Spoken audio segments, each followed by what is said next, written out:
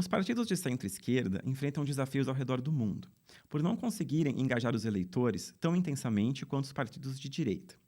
A avaliação é de Steven Levitsky, em entrevista à Exame. Levitsky é autor de Como as Democracias Morrem e também de Como Salvar a Democracia, dois dos livros mais vendidos sobre política nos últimos anos. Para ele, as democracias enfrentam muitos desafios, mas estão encontrando formas de se fortalecerem. Na conversa, ele falou também sobre os efeitos das tarifas de Trump na política, as eleições no Brasil este ano e as midterms nos Estados Unidos. Eu sou Rafael Balaga, o repórter de Mundo da Exame, e nesta conversa recebo também Ivan Martínez-Vargas, que é repórter especial da Exame em Brasília. Ivan, muito bem-vindo. Olá, pessoal. Um prazer estar aqui e conversar com o Balago e com o Steven Levitsky. Vai ser uma grande conversa. Vamos agora para a entrevista.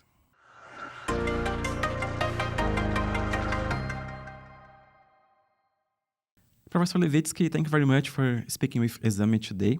It's a pleasure to have you here with us. We'd like to talk about the state of democracy around the world, the impact of President Trump's policies on Latin America, and the upcoming Brazilian election. Mr. Trump's administration has decided to impose a 25% tariff on Brazilian products starting on July 22nd. My first question is, do you consider this a trade policy decision or a measure primarily politically motivated, as the Brazilian government argues? Most of the Trump administration's trade policy decisions have been fairly political. It's very, very hard with Trump and with the administration to discern a pattern. I was in Brasilia in August, not long after the Trump administration imposed 50% tariffs directly in response to the Brazilian judiciary's effort to hold Jair Bolsonaro accountable for trying to overturn an election. That was a personal and political decision that had absolutely nothing to do with trade. So it's very hard to find a pattern. It's sort of a confused and fairly inept foreign trade policy, and that changes from day to day with the humor of the president. And I'm not a trade expert, so it's very hard for me to evaluate this move. But there's no coherent economic policy in what the Trump administration is doing. That is for sure. The first tariff that ended up benefiting more President Lula campaign rather than benefiting Flávio Bolsonaro.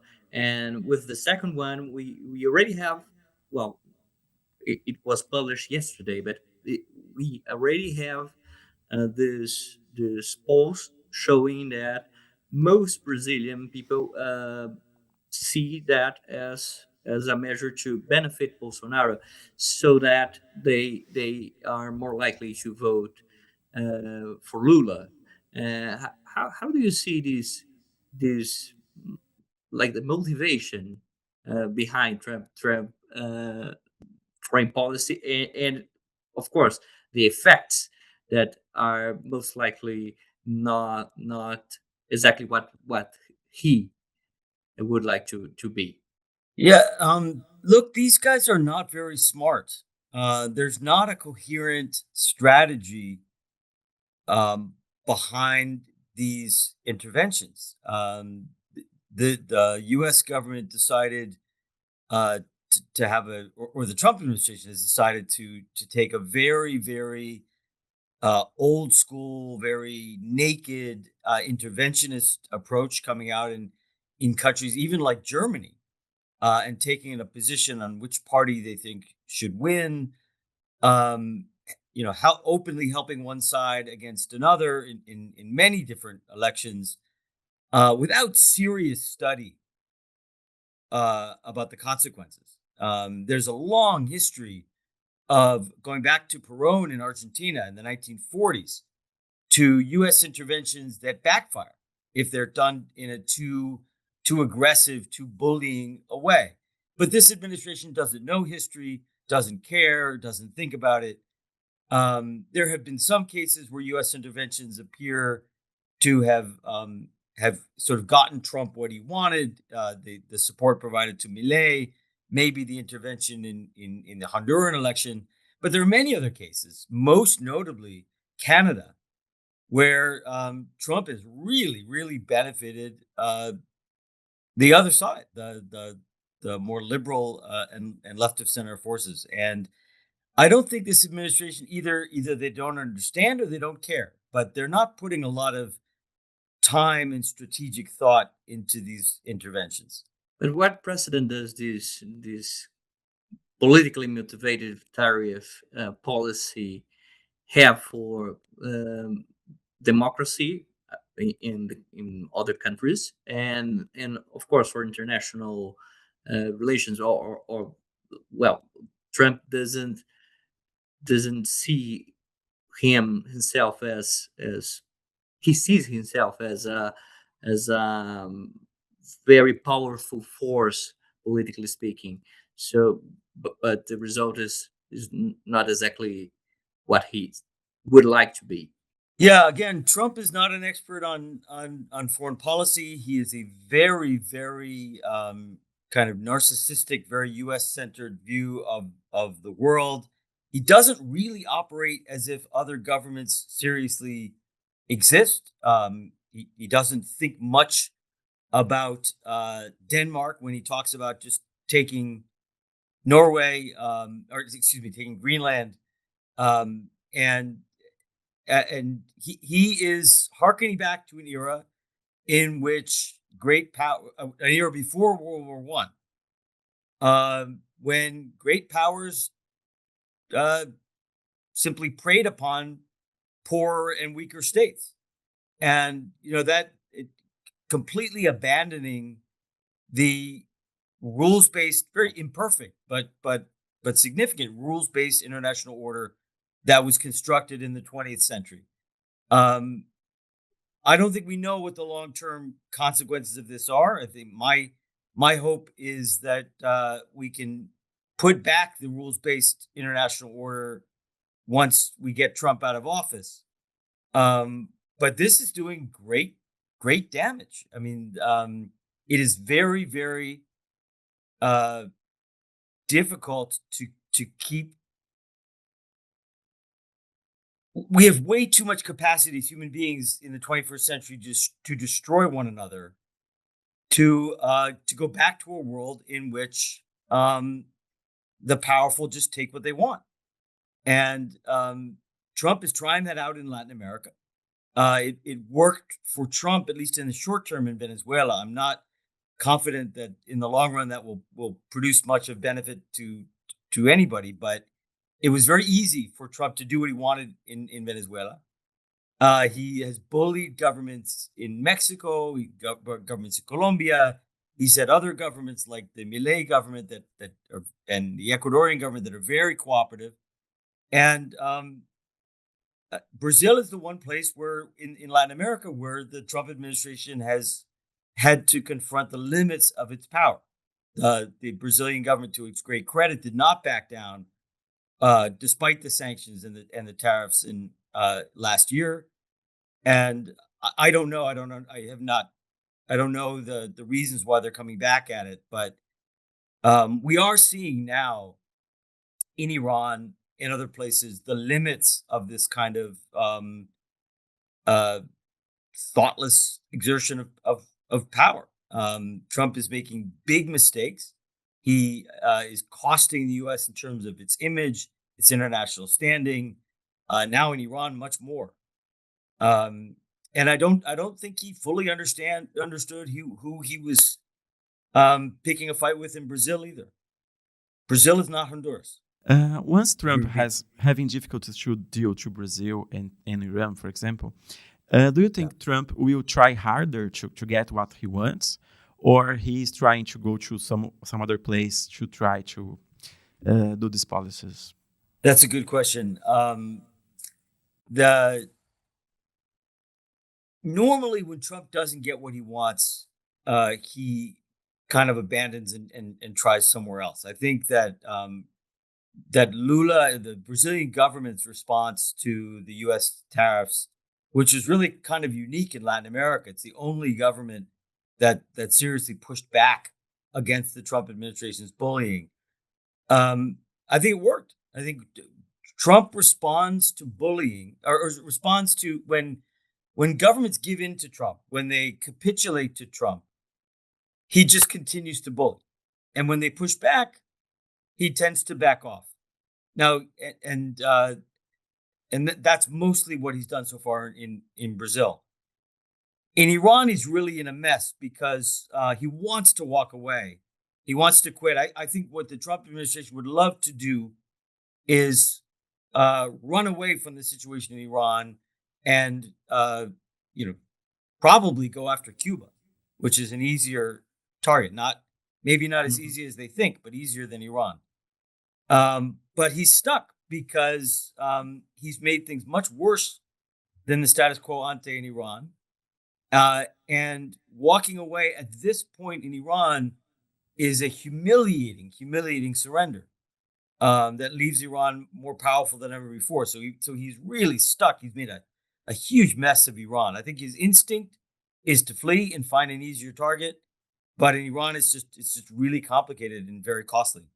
Oh, now speaking about the Brazilian presidential elections that we will facing in October, what are your expectations in a scenario where the two main political camps now, President Lula and Flávio Bolsonaro, portray each other as a threat to democracy, not exactly in the same terms, but mostly in this regard? It's not ideal. The level of polarization in Brazil is quite high. I think not quite as dangerously high as in the United States, but it's very high. It's as it is across Latin America, and the combination of fragmented party systems and high levels of discontent and social media and a ballotage leads kind of polar camps, often of the left and the right, to make it into runoffs, like we saw in Peru, like we saw in Colombia, like we saw in Chile, and that sort of bring about a what I consider an exaggerated polarization. But whenever two competing political parties view one another as the enemy, as an existential threat, it's a danger to democracy, because when you view your political rival, your opponent, as an enemy, as a subversive, as an existential threat, a threat to national security, then you become willing to use any means necessary to stop them, to use authoritarian means to stop them. And that is exactly what we saw with Bolsonaro's coup attempt in 2022-23. That was justified because we need to do whatever we can to prevent Lula from coming back in office. When the stakes are that high, there's a temptation to break the rules, to subvert democracy, and unfortunately, that level of polarization exists in Brazil today. But in recent interviews, you said that Brazilian institutions respond better to authoritarian threats than, for example, the United States authorities. But can we say what are the motives of this difference? So I think it's pretty clear so far.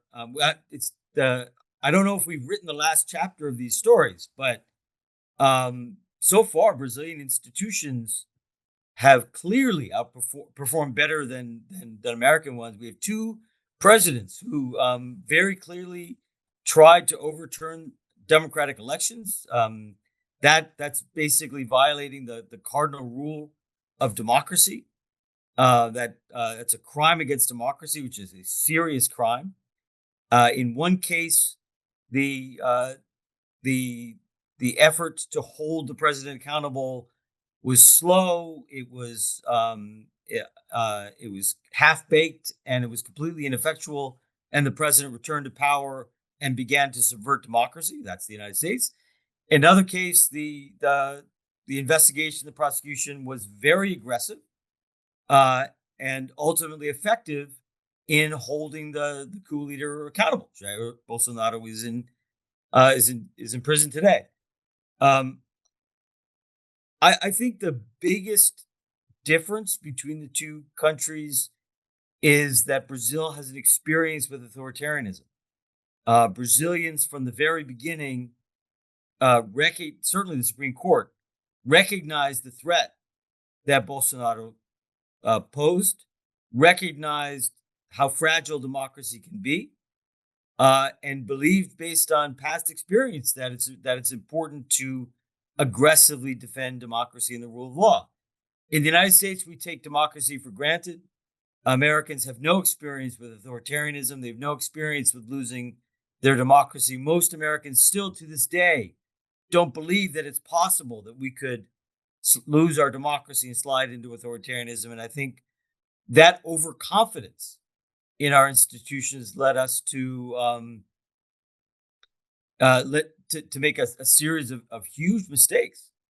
Sure, the justice in Brazil has trouble because the Supreme Court of Brazil, the STF, has been criticized to be doing more than it should, and it faces a crisis of public confidence.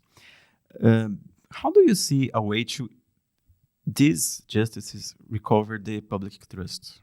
I mean, that is a political process that Brazilians are going to have to figure out. I mean, institutions and elites across the democratic world today have a crisis of trust. It's not just the Brazilian Supreme Court, and very, very few, whether it's parliaments, governments, courts, very few institutions have shown in the last decade or 15 years a capacity to sort of quickly rebuild trust. There is a crisis of trust and confidence in these institutions across the democratic world.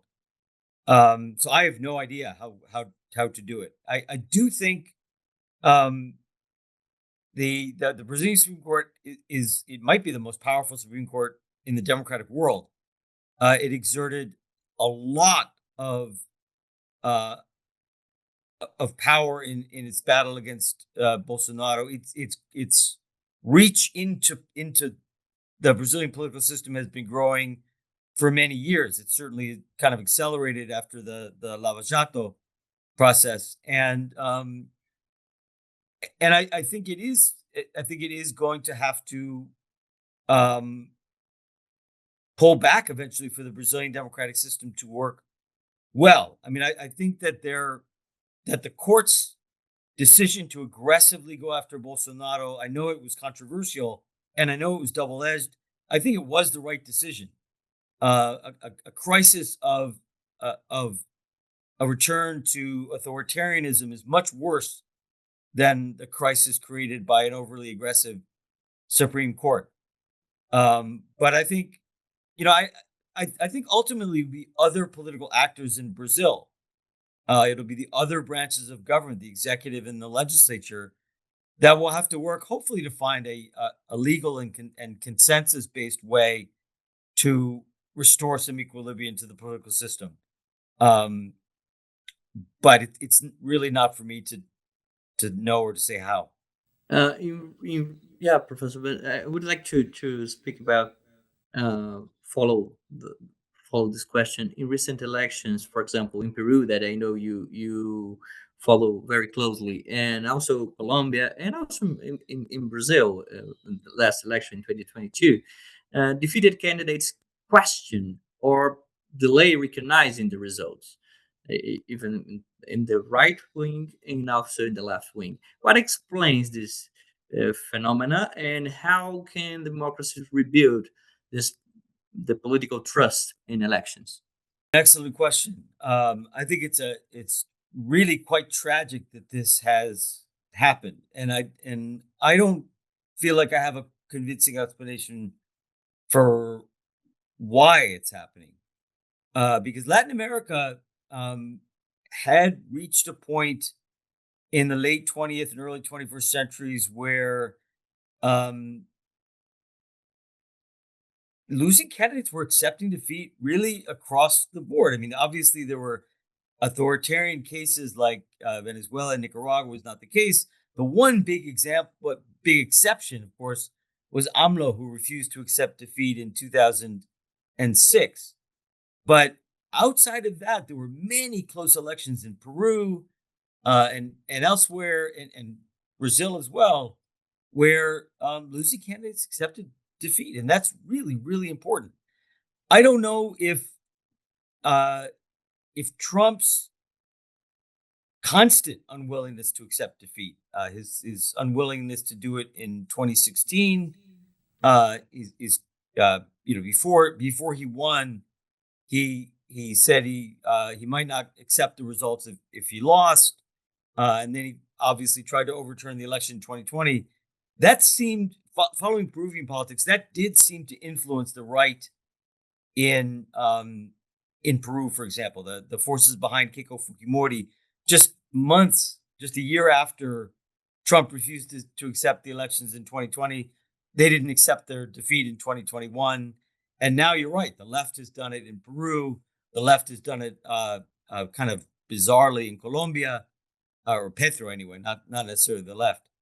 But it is a terrible disease, and it tends to feed on itself. Once people begin to denounce fraud, it becomes easier, it becomes a habit, but it's really, really destructive of democracy. And so, to my knowledge, the only way to overcome that is through example. I mean, political leaders who have authority need to be very clear. I mean, they need to tell their supporters, their allies, their followers that, yeah, it sucks. Too bad we lost. Brazil lost in the World Cup, and we cry, but we have to accept defeat. And it's the same in politics. It's a basic rule. Democracy only works when losers accept defeat. And if politicians don't do it, I suspect. I mean, in addition to Trump's example, which is a nefarious, terrible, terrible example, I think social media also is playing a role here. There's a constant need in politics now to feed your base with excitement and doing the right thing, doing the responsible thing, and saying, no, it's not a conspiracy, it's not fraud, they didn't cheat, this is not fascism coming, we just lost the election and we need to go home and accept that. That just doesn't generate social media followings. And so I think politicians have this incentive to radicalize, and that fraud claims are part of that. It's really reckless. It's really irresponsible. It's going to break democracies if political leaders don't get a hold of it and behave responsibly. Professor, you mentioned the technology, the social media, and we had one example in Colombia. The campaign of Abelardo de la Espriella used a lot of AI to create contents in a massive amount of content to reach more people, more targets with different messages, and also to analyze the data of how this content is going to in social networks. And how do you see the use of the AI in campaigns, and if this can be in any way bring more threats to democracies? Look, I'm not an expert on this. I'm not an expert in AI. This is a rapidly changing political technology that what we know is it's here. It's here to stay. Politicians will use it, and all new technologies are double-edged. They bring positive opportunities and they bring threats. And there's no question that AI, in terms of its manipulative capacity, can do great damage and be a threat to democracy. I think, but nothing is inevitable. With all whether it was radio, whether it's television, whether it's internet, social media, individuals, politicians, governments, citizens can all learn how to adapt to these new technologies. The danger lies in just accepting them and not studying their consequences, not thinking about their consequences, and not being willing to regulate them when necessary. I think the danger in the United States, or with the US's very laissez-faire model, is that we just accept new technologies without thinking about how they ought to be regulated. So I can't see. I'm not an expert on this, so I can't see far enough into the future to really answer your question. I think we know that this is a rapidly changing technology. Politicians will use it. They will innovate with it. And the question is whether governments and citizens can learn how to adapt to them, to learn how to operate with them before it becomes a threat to democracy. Other phenomena here in Latin America is the elections of leaders with a radical speech, anti-establishment, anti-systems, like Milei in Argentina, Espriella in Colombia, Bukele in El Salvador. What factors can explain this trend, in your view, that people wanted to keep electing leaders like this? I would say there's a supply side and a demand side. The demand side, I think we're all familiar with. Voters are very, very discontented. There has been a kind of a perfect storm of events over the last decade in Latin America that have left voters very discontented. Just to highlight three things: economies in most countries in the region have been pretty somewhere between mediocre and bad since the end of the commodities boom a decade ago. The COVID hit Latin America harder than any other region on earth. We know that the pandemic and the pandemic responses left voters in a very angry, grumpy mood throughout the democratic world. That was Latin America was hardest hit, and I think it was the effects in terms of public trust and public discontent are still being felt. And on top of that, actually two other factors: crime and the expansion of criminal organizations across the region are making life miserable for citizens across Latin America. People are afraid to leave their homes. Businesses are being extorted. Crime is a serious problem for citizens in almost every country of the region. And finally, there have been large-scale corruption scandals. Brazil is one country, but almost every country in the region has suffered a major corruption scandal that has touched the president, the vice president, or other key members of the political elite. There are very few countries in Latin America that have escaped that trend in the last decade. So, poor economies, COVID, crime, and corruption, voters are angry. Voters are really angry. And there's a lot of evidence that social media is, in addition to the realities on the ground, social media is exacerbating this decline in trust. So voters are in a mood to vote against the system. But there's also a supply side. It's much easier because of social media to be an anti-system outsider than in the past. 30, 40, 50 years ago, politicians needed to remain on good terms with the mainstream media, with business sector, with labor, with political party leaders, because if you went out on your own in, say, the 1980s, there's no way that you could get the financing, the media coverage that you needed to reach voters. It was hard to be a populist 40 or 50 years ago. Today, it's easy to be a populist. You don't need the support of anybody. You just need a YouTube channel and an X account or a WhatsApp account, and you can reach voters outside of the establishment. So it's just much easier to be a Bukele or a Milei today in the era of social media than ever before. It was, what Perón did in 1945, 1946 was a once in a century event, mobilizing the masses to defeat the entire political elite. When Bukele did it, it was easy. He had a couple of million Facebook and Twitter followers. And so social media has made it easy to be a populist. What Espriella and Milei and Bukele really didn't have to work that hard to reach voters and mobilize against the system. And so we're living in a populist era. There's no going back. It's going to be easy to be a populist now going forward. And this combination of a pretty angry electorate and the fact that it's really easy to kind of get up in the morning and decide to be a Bukele or to be a Despriela, it's a real challenge for democracy. You made a point that is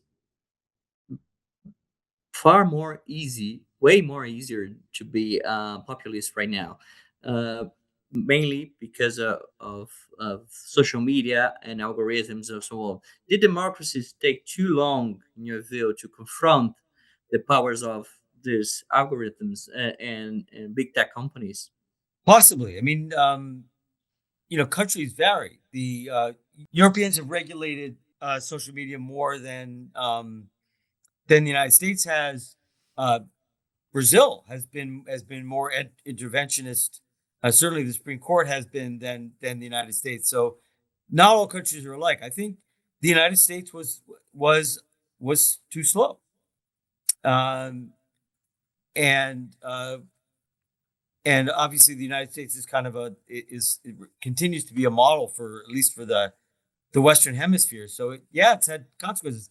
That said, this has moved very, very fast, right? The technologies, it's democracies always move somewhat slow. That's kind of built into democracy. Democracies require going through certain processes, building consensus, and democracies are really not equipped to respond overnight to crises. And algorithms didn't emerge overnight. And I agree with your point that at least in the United States, we were too slow.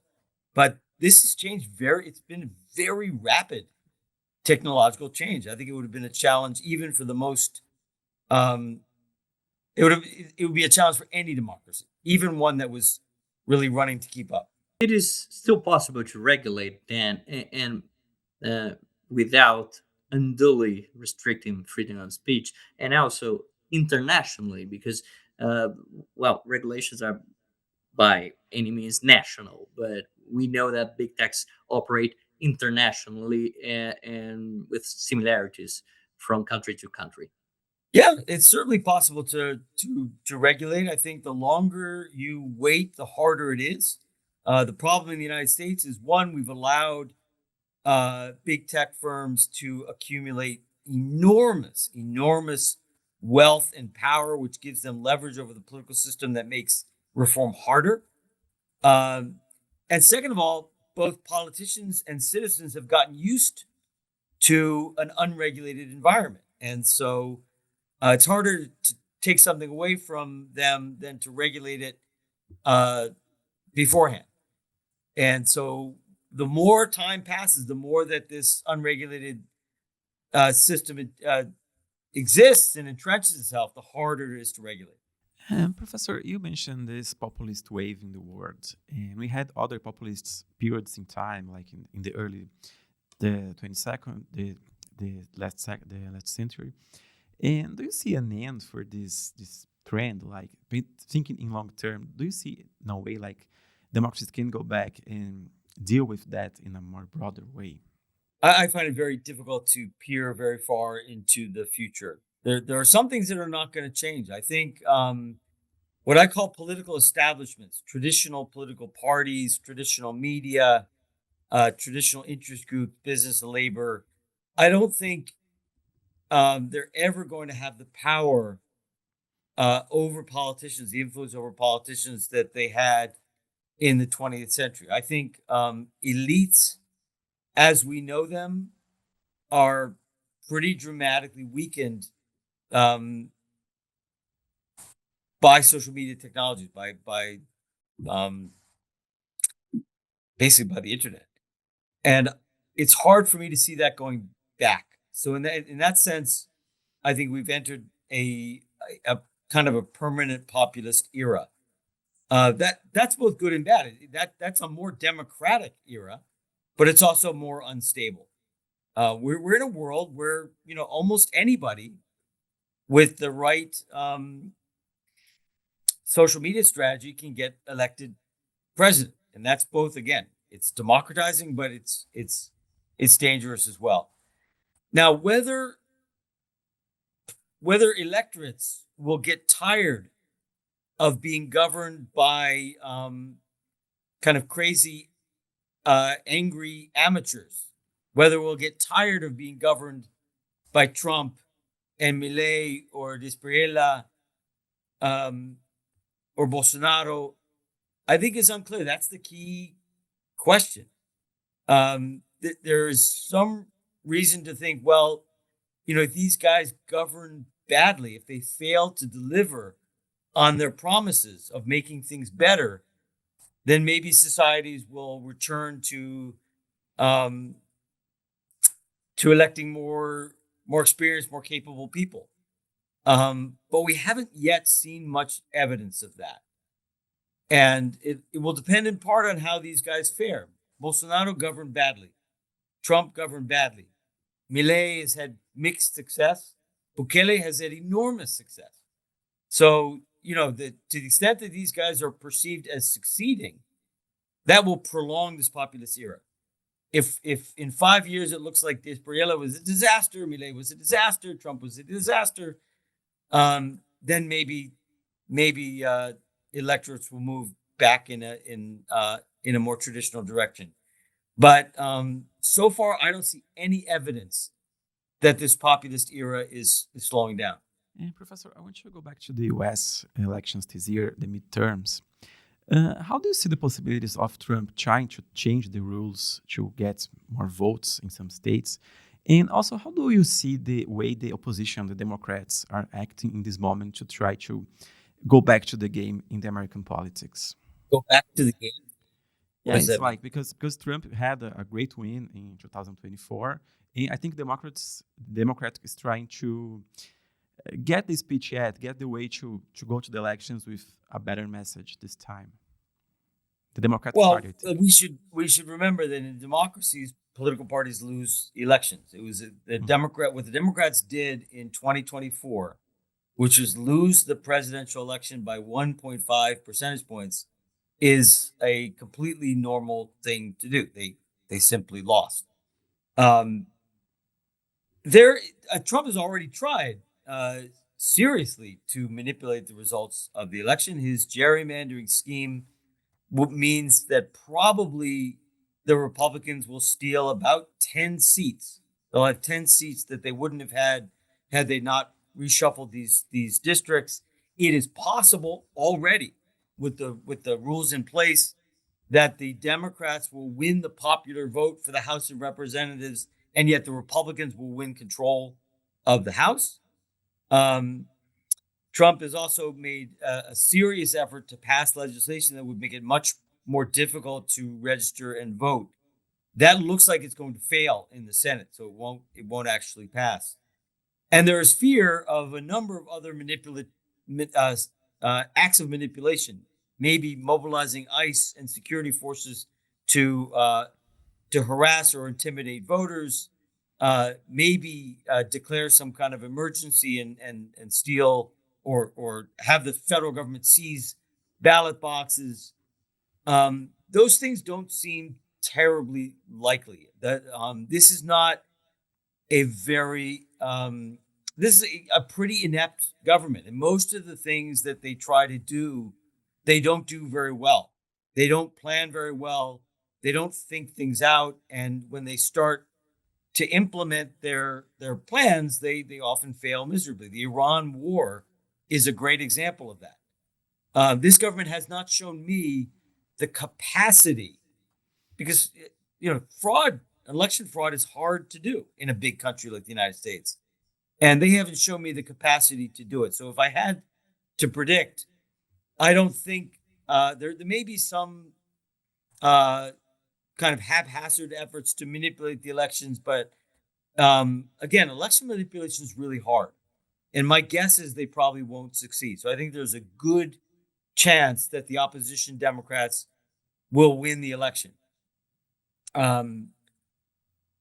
But the Democrats have a number of challenges. They're a very, very diverse, very heterogeneous party. The Democrats have absorbed the sort of traditional center-right that supported Reagan and supported Mitt Romney in the past, but now is anti-Trump, and they range all the way from a traditional free market center-right to democratic socialist factions that are emerging in some cities. So it's a very, very broad party, a very big, it's one big MDB, super diverse. And the other problem, which also faces the PT, is that the center left in the world lacks any kind of a program. It lacks a project. It lacks any kind of a message that really inspires voters. This is a global problem for the center left, one that eventually I think they will overcome. But right now, the only political force that really inspires people, that gets people out of bed at 7 a.m. on a Saturday to work for the party, the only political force that inspires is the far right. And I think that's true in Brazil. I think it's true in the United States. It's true in most of Europe. And that's a challenge for the Democratic Party. They basically represent a defense of the status quo. And people are angry with the status quo. People don't want the status quo. And that continues to be a challenge for the Democrats, as it is a challenge for the PT in Brazil. And how the center left became so identified with this status quo around the world? I think it has to do with liberalism's victory in the Cold War. I think there was a decade or 15 years in which basic liberalism, which encompasses everything from European social democracy to center right parties like maybe the PSDB in Brazil, their project was unchallenged. Whether it was Tony Blair or Bill Clinton, you had kind of a convergence of center left and center right over a broadly liberal model that was unchallenged, and that model achieved a number of objective successes. We became more prosperous than ever before in history. There was also a significant expansion of rights and erosion of traditional hierarchies, whether it was advances for ethnic minorities or LGBTQ groups or women. These advances were embraced basically, but there was by again liberal groups from the center left to the center right. And so that success of the last 30 years, I think, undermined innovation. They basically became the forces in power, and the new right, the illiberal right, became the outsiders, became the party, the political forces that had to promise dramatic change. And again, particularly in the last 5 or 6 years, when COVID and economic slowdown and crime led to discontent in Latin America, and when COVID and large-scale migration led to discontent among about 1/3 of voters in Europe and the United States, the far right was the party that was in a position to appeal to that discontent. They are the party of disruption and radical change, the way that the new left was in the late 1960s. Okay, Professor. Since the publication of your bestseller book with Professor de Blatt, How Democracies Die, 7 years ago, do you believe the situation of liberal democracies around the world has improved or worsened? And what's the forecast now for the future? Again, you're asking me to predict the future, and I can't do that very well. Look, in the United States, it's gotten worse. It's gotten considerably worse. The second Trump administration has been much, much more damaging to democracy and to frankly the liberal international order than the first one. When we wrote How Democracies Die, we could not imagine the authoritarian destruction that Trump is engaging in right now in the United States. So in the United States, things are much worse. Globally, things are about the same. There's a lot of talk in the media and among observers, and I recognize I hold a minority position here. But people talk over and over and over and over and over again about the threats to democracy and how authoritarianism is spreading. And if you actually look at the number, if you actually look at the number of democracies in the world, it's been a flat line. There are more democracies in the world today than there were in the year 2000. There are maybe 3 or 4 fewer than there were a decade ago, despite all the crises and all the challenges that we've been talking about. Hungary is more democratic today than it was when we wrote How Democracies Die. Poland is more democratic today than when we wrote How Democracies Die. Honduras and Ecuador and Bolivia, if you're interested, and Guatemala are more democratic today than when we wrote How Democracies Die. So India is worse.